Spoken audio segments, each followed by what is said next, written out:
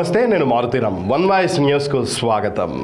సిద్దిపేట జిల్లా గజ్వేల్ పట్టణంలో కాంగ్రెస్ పార్టీ యువజన విభాగం రాష్ట్ర మాజీ ప్రధాన కార్యదర్శి సర్దార్ ఖాన్ మీడియా సమావేశం నిర్వహించారు.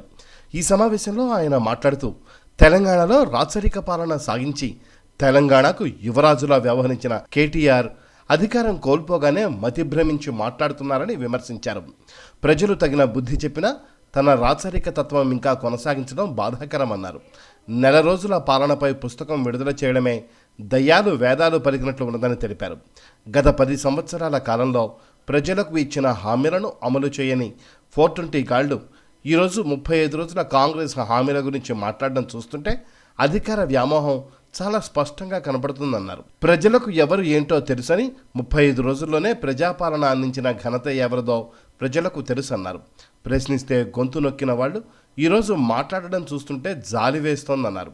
దళితులకు ముఖ్యమంత్రి పదవి అన్నారని దళితులకు 3 ఎకరాల భూమి అంటిరి, గిరిజన మైనారిటీలకు 12% రిజర్వేషన్, ఇంటికో ఉద్యోగం, డబుల్ బెడ్రూమ్ మొదలైన వాటిపై ఆత్మవిమర్శ చేసుకోవాలని సూచించారు.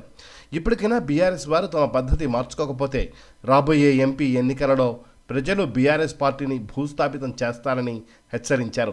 సర్దార్ ఖాన్తో పాటు కిసాన్ సెల్ కార్యదర్శి అజ్గర్, యూత్ కాంగ్రెస్ నాయకులు కొడకండ్ల బాలు ఈ సమావేశంలో పాల్గొన్నారు.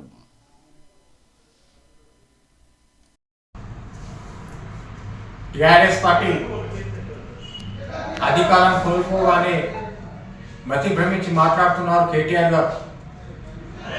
గత 10 సంవత్సరాలుగా రాచరిక పాలన సాగించి తెలంగాణకు ఒక యువనేతగా, ఒక యువరాజుగా వివరించిన కేటీఆర్ గారు ఈరోజు అధికారం కోల్పోగానే మతి భ్రమించి ఈరోజు మాట్లాడుతున్న వైనాన్ని ప్రజలు గమనిస్తున్నారు.